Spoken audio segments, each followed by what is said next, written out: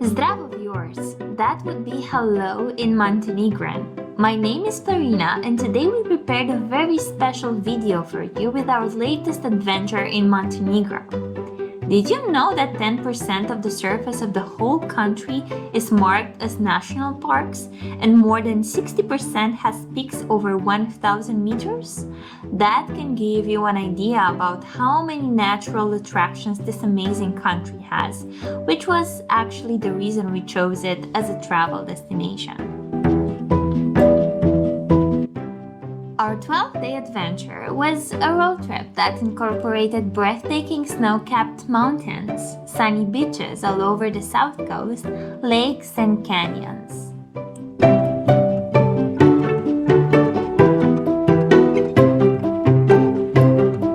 So we started our journey with a tour de force in the Prokletije National Park, which is the most dramatic hiking destination in Montenegro, with its vertical peaks that look like natural cathedrals. We chose the Volusia Trail, which was described by many mountaineers as being the most scenic one, especially because there was a section where we could actually walk on the natural border with Albania. That was very impressive. The hike had a total duration of 7 hours, but I would like to mention that we also took a lot of breaks as we wanted to really enjoy the landscape. Green forests, murmuring springs, and wildflowers that beautify the entire trail and put a smile on our faces.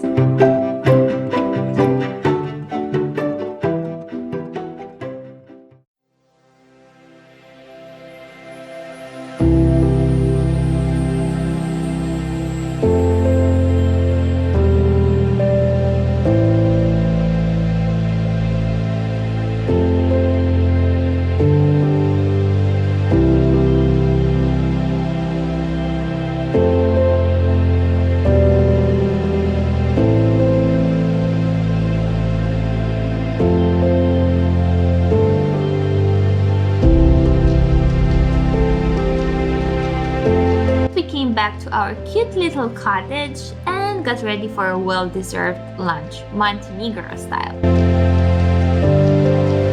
From Prokletije, we left for the Komovi National Park, where we spent 2 days. Komovi has just 5 peaks, but they all rise over 2,200 meters above sea level, out of which 3 exceed 2,450 meters. We went on a short trail to feel the pulse of the mountains, but we also took the time to rest and recharge our batteries. Our host took care of this and spoiled us with Montenegrin delicacies like kačamak, homemade cheese pie, and a local pork ham, nijovski prosciutto.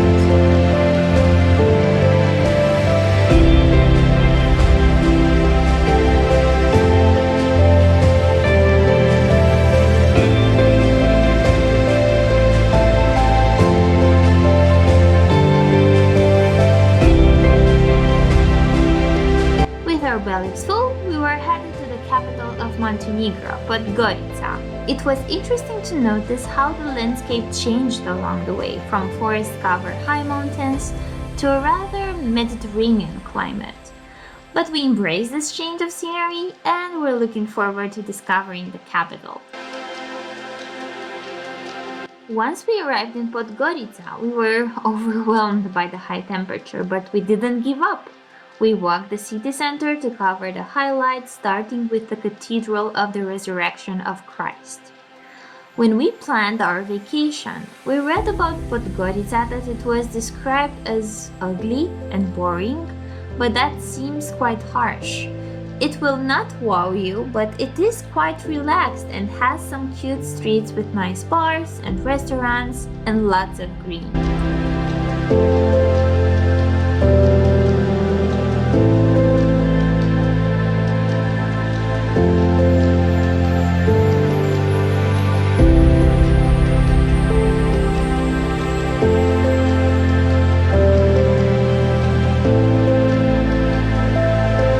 Where to go next from Podgorica? We couldn't miss the Balkans' largest lake, Lake Skadar. Just 40 minutes away from Podgorica, this lake should definitely be on your list.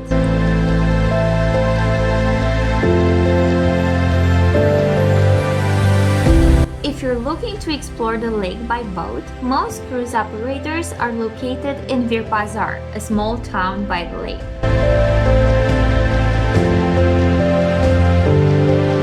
Here you will also find restaurants that serve fresh local fish and local wine.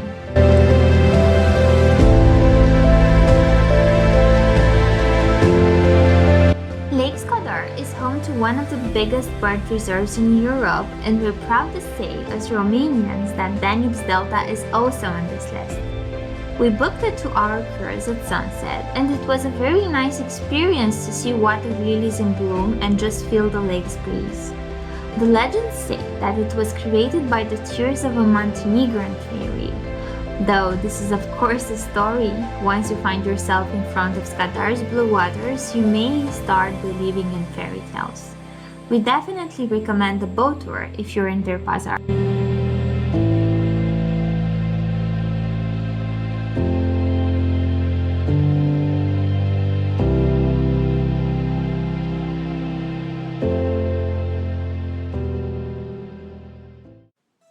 After mountains and lakes, it was just about time to get to the coast. The road led us then to, not Rome, but Petrovac, a charming small town full of history and which is perceived as a somewhat calmer resort, in contrast to the lively and developed nearby towns of Budva and Sutomore. For us, it was simply perfect. We were immediately charmed by the blue waters of the Adriatic Sea from the best viewpoint, Castle Butwa, which was built in the 16th century by Venetians.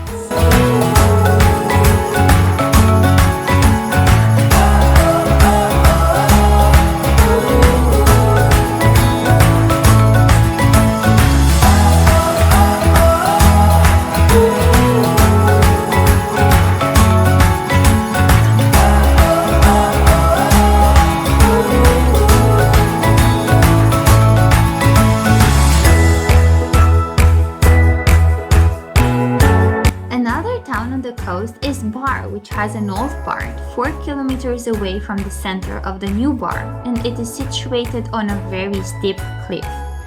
If you stroll around in Stari Bar, do not miss the citadel. From the walls of the fortress, you'll get breathtaking views of the old town, new bar, and the surroundings. Just for your information, only cash is accepted at the entrance of the fortress, and from our experience in Montenegro, this was also the case for many other attractions, so just make sure you have enough cash at hand if you're planning a trip to this country, especially in more remote areas.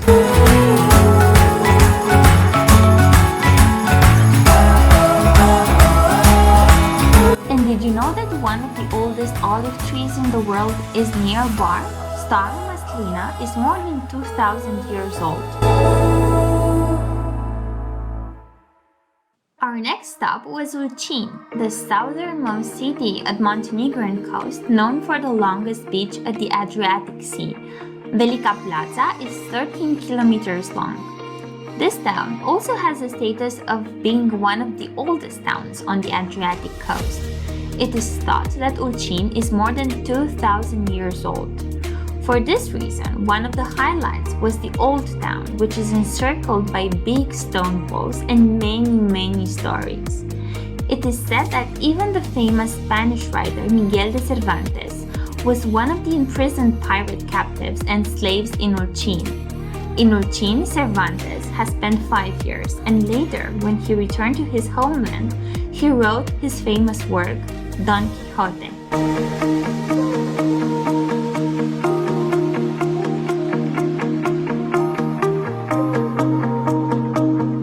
Probably one of the landmarks for Montenegro, the island Sveti Stefan hosted along the years many celebrities like Princess Margaret, Sylvester Stallone, Yuri Gagarin, as well as country presidents. And now us! We're joking, we only afforded to go snorkeling near the island. Next on our list was Budva, which is one of the most vibrant towns on the coast and a very popular tourist destination. As most coastal towns in Montenegro, Budva has an old town which was even mentioned as a lodgment in the antique period. Just immerse yourself in the landscape and feel Budva's charm.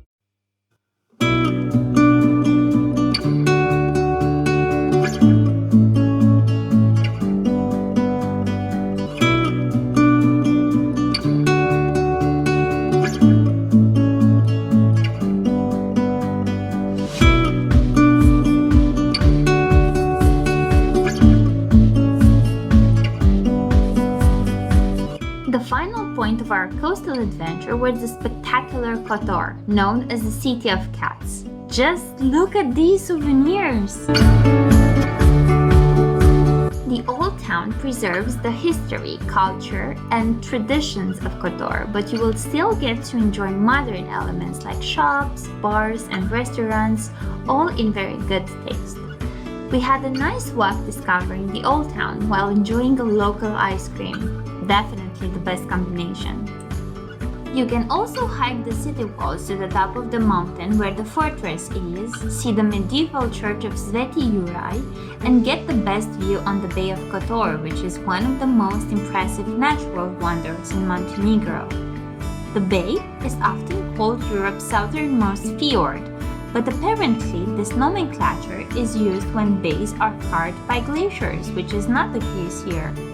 Nonetheless, it will still give you goosebumps, especially when seen from the top at sunset, and you will understand once again how powerful nature is.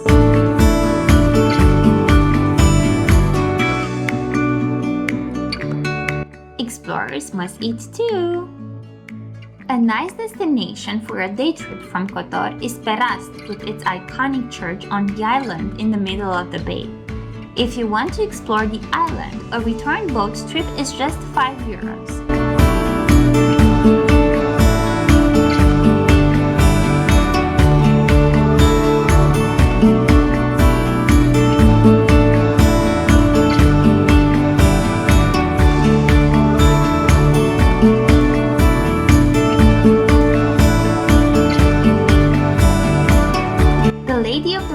Is an artificial island created by bulwark of rocks and by sinking old and seized ships loaded with rocks.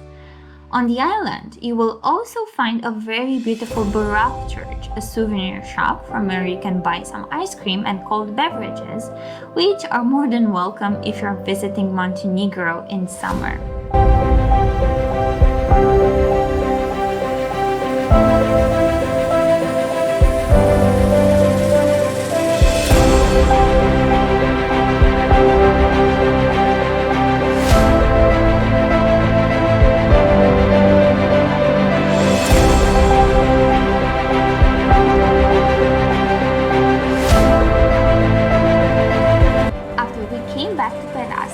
In search of something to eat and came across this interesting pizza with pears and local ham. It was really delicious.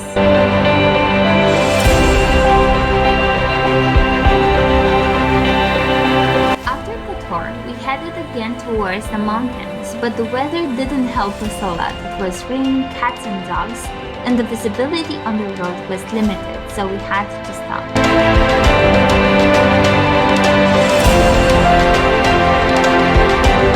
Luckily, the weather changed on our way to Plužine and could see the clear sky mirroring in the Piva river. This view was definitely a treat for our eyes. Montenegro has a network of so-called panoramic roads covering wide areas of the country. From Plužine, we took the narrow ring road into Durmitor Mountains for about 50 kilometers of simply astonishing road madness. High mountain peaks in different shapes and colors, clouds that were moving fast and creating a dramatic scenery. Definitely one of the most beautiful roads we've ever been on.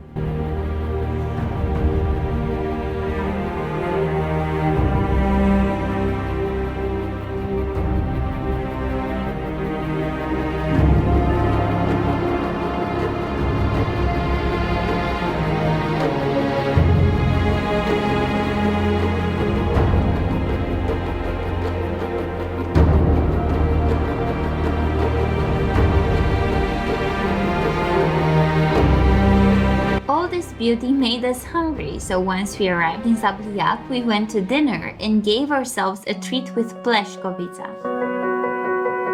Durmitor National Park includes the highest peak in Montenegro, Bobotov Kuk, at 2,523 meters. However, the harsh weather made us take the rather easy trail around the Black Lake at the foot of the mountains. This is the largest of 18 glacial lakes in this national park, and it was beautiful. The lake is circled by majestic pine trees, and in the background you will get a glimpse of the high peaks of Durmitor, the perfect screensaver for when we got back home.